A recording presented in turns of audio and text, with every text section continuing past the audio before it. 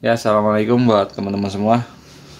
Sekarang saya bikinin video lanjutan yang kemarin ya, yang mesin udah di restore, akhirnya mau dibongkar lagi nih. Yang kemarin yang crankcase-nya melenting ini, yang bloknya nggak bisa masuk ya. Ini sorry, baru dibuatin, baru kepegang soalnya mesinnya. Saya bongkar dulu ya teman-teman untuk sisi kanan sama sisi kirinya ya. Nanti kita lihat bagian tengahnya ini permasalahannya apa. Mudah-mudahan masalahnya hanya masalah sepele. Mudah-mudahan cuma masalah hanya di panel aja. Nggak perlu saya videoin ya untuk membuka-buka bak kanan atau magnet mah. Udah sering saya buatin videonya. Oke teman-teman, ini udah dibuka ya bagian kanan sama bagian kirinya. Ini saya mau infoin juga buat yang punya mesinnya. Ini kan waktu kemarin si Mas bilang ya, dalamannya mesin semua full baru ya. Jadi saya di sini harus nyampein juga ya ke Masnya, jangan sampai nanti disangkanya tuker-tuker lagi sama saya. Ini mungkin kemarin yang diganti full baru lahar ini aja kali ya, lahar krukas. Kalau lahar kupling, lahar Iko mah ini masih bawaan motornya, masih aslinya kelihatan kok itu.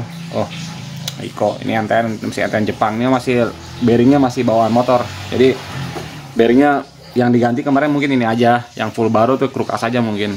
Yang ininya masih asli. Emang kalau lahar-lahar gearbox mah jarang rusak ya teman-teman. Jarang sih, ini mah jarang rusak. Soalnya dia kerendam oli mesin terus. Terus yang selanjutnya, kekurangan di mesin ini cuman ini nih, ring. Di sini lawan gigi salah. Ini harusnya ada ringnya, cuman ringnya cuma ada satu tadi. Kurang satu. Gampang kalau ring mah di sini banyak ya, ring-ring punya sedulur yang lain yang pada bongkar di sini deh, yang pernah ganti lawan gigi selah tuh banyak lah sini mah, ring-ring wakap mah. Sama ini nih, ini kayaknya si Masnya doyan fitness ya. Jadi kalau doyan fitness itu doyan olahraga kaki. Sini ada pernya,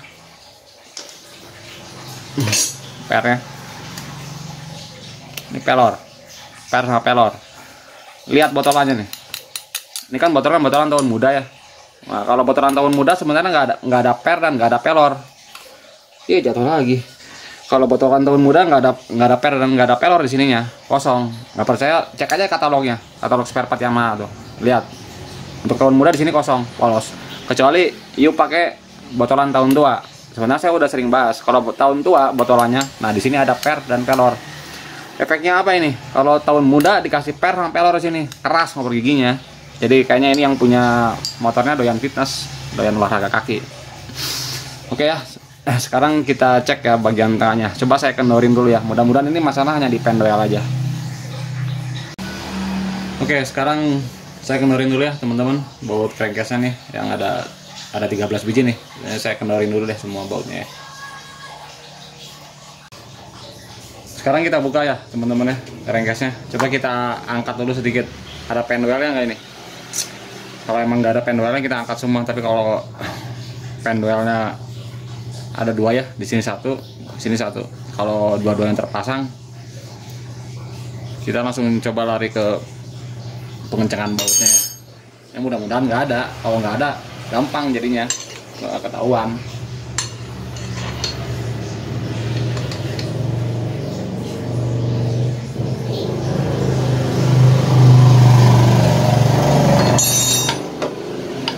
Wih, ada tuh. Nih, teman-teman kalau lihat ya. Kelihatan nggak? Tuh, satu. Ada di situ. Sekarang kita lihat, cek yang sebelah kiri ya. Sebelah kiri.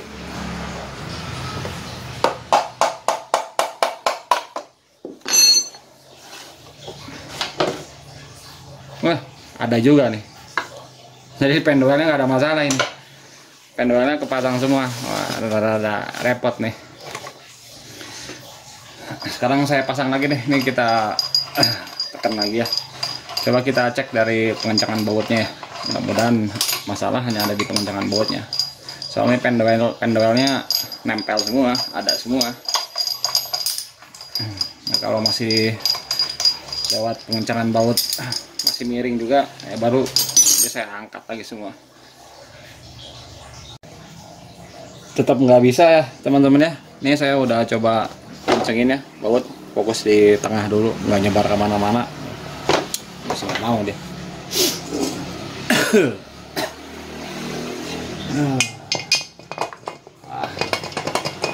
Masuk. Ini harus dibuka dulu semua. Ini kita cek dulu nih bagian-bagian dalamnya. Saya lepas dulu ya, saya bongkar dulu nih semuanya. Sekarang udah dibuka ya teman-teman ya. Nih crankcase-nya. Sorry nggak di videoin ya, biar nggak panjangan videonya, lagian lama kerja. Ambil ngevideoin. Udah banyak video-video saya tentang cara bongkar mesin loh. Cek aja buat teman-teman yang belum lihat. Lihat aja video saya yang lain. Ini teman-teman lihat ya, pendoel. Nih, ini pendoelnya nempel semua. Coba sekarang kita ganti ya pendoelnya. Nih kalau yang ini rada susah nih barangnya, kalau yang gede. Yang gede memang jarang rusak sih. Coba kita ganti pakai yang baru pendoelnya nih. Ini kita mau tanpa kerukas, tanpa rasio ya. Dia mau bisa masuk nggak dia ya?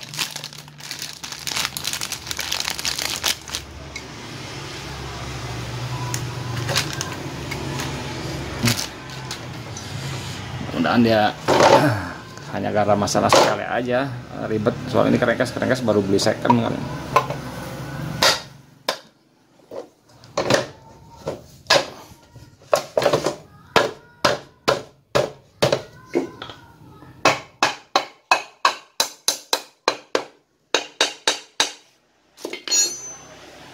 Masih ini.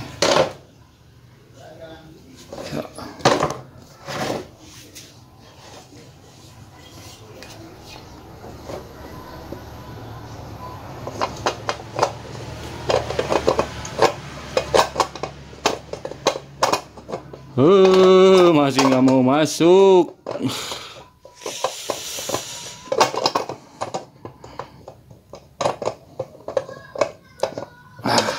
Masih nggak mau masuk bro.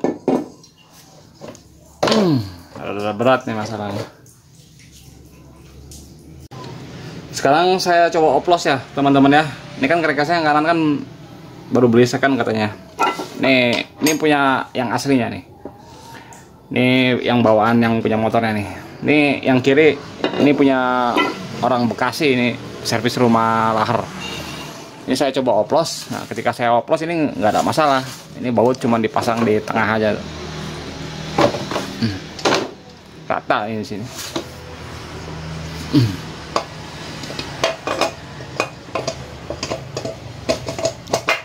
Masuk. Berarti ini crankcase yang kanan nggak ada masalah ya teman-teman ya. Soalnya ini ketika saya oplos bisa masuk, bisa enteng. Sekarang kita fokus ke yang kiri nih, crankcase kirinya nih. Ini kalau dilihat di kiri nggak ada bekas las-lasan sih ini. Apa ini ya, kotor ya. Ini kalau kotor juga bisa sih, ini kurang bersih jadi si mesin kurang rapet.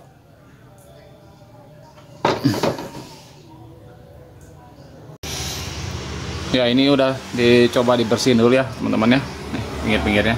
Sekarang kita tes lagi ya.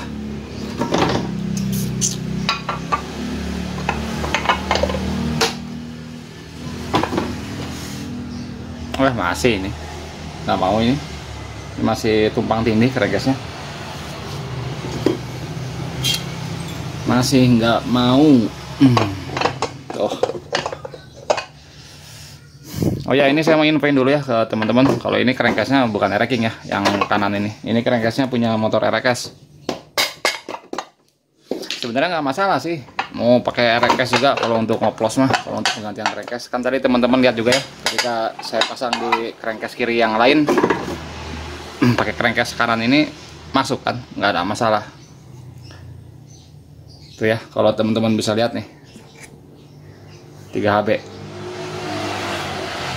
Nah, Erekes 3 HB nggak masalah. Saya juga kalau ngoplos crankcase kanan Ereking kadang pakai Erekes juga nggak masalah. Tadi juga kan saya coba dengan crankcase punya orang Bekasi, nggak masalah juga, normal. Nah kalau untuk gini solusinya gimana ini kalau gini? Sebenarnya kalau gini solusi kasar ya, solusi kerasnya main bubut dibesarin di area ininya ini terus diratain. Cuman jadi repot kalau begitu, jadi ngerusak semua. Bisa nggak pakai bos? Saya coba nggak pakai bos ya. Saya cabut satu nih bos.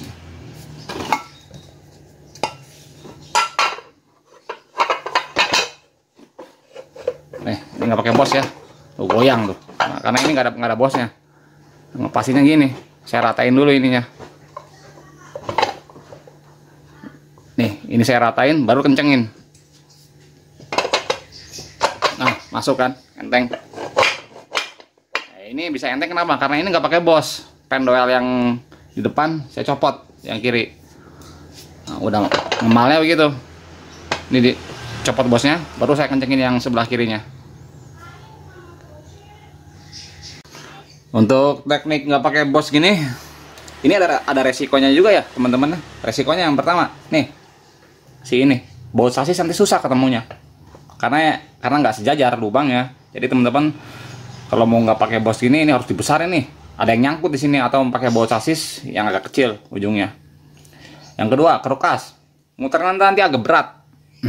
Ya repot kalau nggak pakai bos, soalnya kan ini kan jadi miring. Jadi muternya tuh nggak seenteng kalau pakai bos. Bahkan saya nggak rekomenin kalau nggak pakai bos, nggak pakai pendoel. Yang ketiganya, resikonya ketika teman-teman ngencengin baut ini, nih baut ke-13 ini, baut kerengkas ini baut muternya nggak enteng. Jadi teman-teman meskipun bautnya belum kenceng, diputarnya berat. Kenapa berat? Miring soalnya antara lubang baut yang kiri sama yang lubang baut yang kanan, dia nggak pas, maka nggak ketemunya, nggak center. Jadi ketika dikencengin juga berat kencenginnya ya, karena dipaksa. Jadi untuk nggak pakai bos ini saya terus terang nggak rekomen. Cuman emang pernah saya ngelakuin, tapi ini di motor pribadi ya, bukan di motor orang. Di motor pribadi saya ngelakuin nggak pakai bos. Saya lepas bosnya, memang masih hidup, motor masih normal. Cuman ya itu modifikasinya banyak, harus ganti baut sasis yang depan.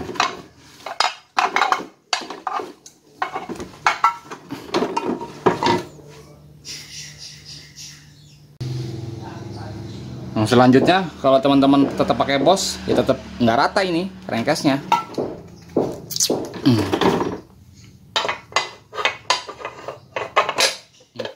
Tuh, tumpang tindih di sininya.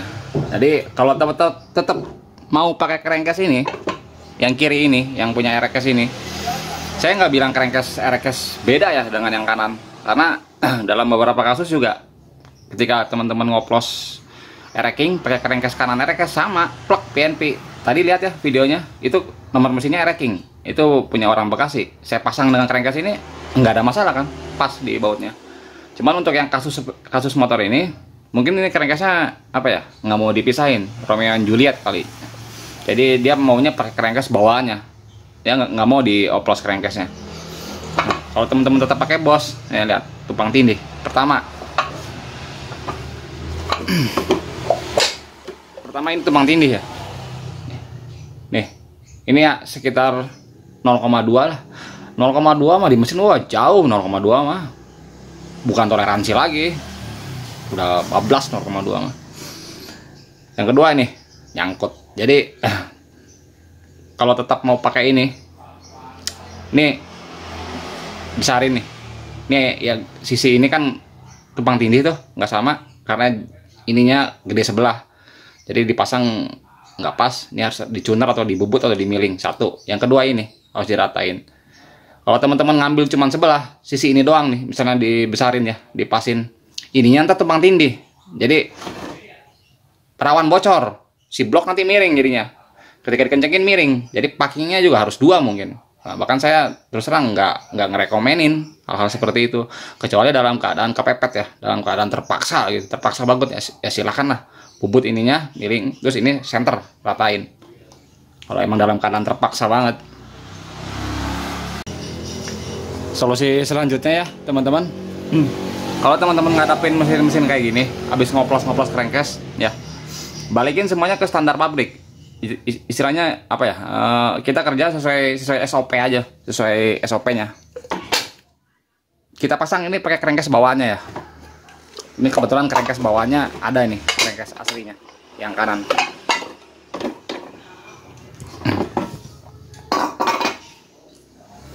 Nih crankcase aslinya yang kanan.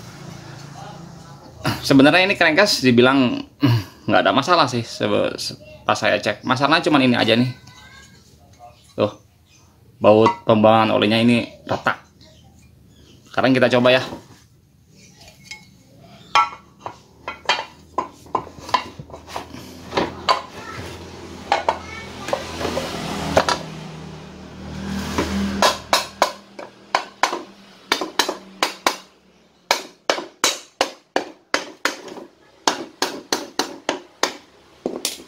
Ini kita pasang pakai crankcase bawaannya. Nah, rata tuh. Kita pasang ya bloknya. Nah, beres. Tuh, enteng.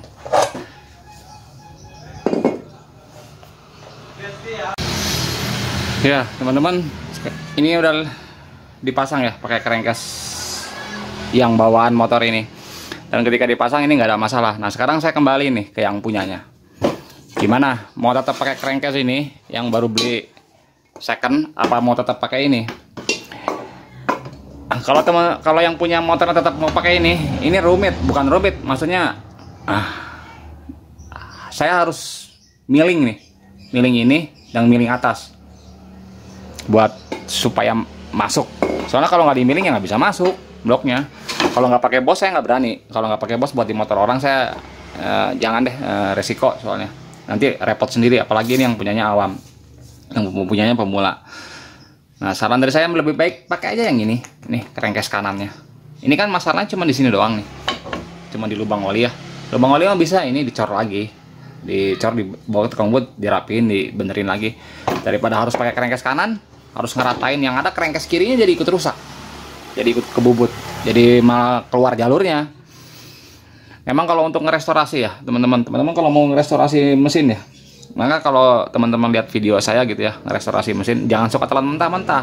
Lihat dulu keadaannya, lihat dulu keadaan motor teman-teman. Misalnya teman-teman mau ikut ngerestor, saya ganti crankcase kanan, ikutan ganti crankcase kanan. Dilihat dulu aja permasalahannya. Kalau permasalahannya berat crankcase kanannya, contoh permasalahan crankcase kanan berat nih, misalnya ya, lubang olinya udah hancur. Terus nih, baut-baut ininya nih, ini seleknya banyak.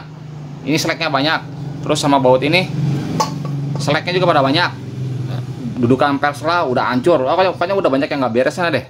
Nah, itu wajar ganti crankcase kanan. Cuman kalau masalahnya hanya di sini doang, di baut olinya aja, di baut oli yang retak atau yang bocor, ya nggak usah ganti crankcase. Ini kan lumayan harganya. Ini kalau mulus kayak gini di online ya antara 4,5 sampai 600 lah, 4,5 sampai 6,5 ada crankcase kayak gini. Daripada buang duit segitu, akhirnya resikonya seperti ini, nggak pas. Lebih baik benerin ininya, rumah olinya. Nah, ini mendingan dibenerin, benerin aja ininya nih mas, rumah olinya. Toh yang lainnya kan bagus, benerin ininya, udah nggak ada PR. Plek, pasang bloknya, nggak ada bubut-bubut, nggak ada miling-miling, nggak ada hal-hal yang harus dirubah. Ya saran saya begitu aja ya buat yang punyanya. Tapi itu kembali ke masnya aja deh. Ya sekarang kalau mas bertanya, saya udah beli crankcase kanan, jadi sayang malah nggak bisa kepake. Ya jangan nyalain ke saya. Ente kan ngerestor kan di tempat lain, ente kan bongkarnya awalnya di tempat lain. Nah, yang nyaranin ganti crankcase kanan siapa? Kan bukan saya. Saya mah di sini cuman nyebokin aja, cuman kebagian muntahannya aja. Nah, sebagai saya kena muntahannya, saya saranin tetap pakai yang lama. Pakai yang lama, benerin aja ininya nih. Nih, ini cor urang sama ini longgar. Rumah oli, rumah laharnya, wah gampang dah itu mah, udah beres dah itu mah. Jadi nggak ada yang ribet. Oke, segitu ya teman-teman ya untuk video saat ini ya. Nah sekarang ini tinggal saya tunggu kabar dari yang punyanya. Gimana? Mau tetap pakai yang lama apa pakai yang ini yang baru beli second? Bebas itu mah, kembali terserah. Saya kasih saran pakai yang lama, nggak repot, nggak ribet. Kalau pakai yang tetap mau pakai yang ini, lo yang kiri juga ikut kegerus, ikut kemiling, malah jadi berantakan nanti, malah apa ya? Malah banyak yang harus dirubah. Mending ini aja. Ya, tapi semua kembali ke yang punyanya. Oke, terima kasih ya teman-teman atas waktunya ya.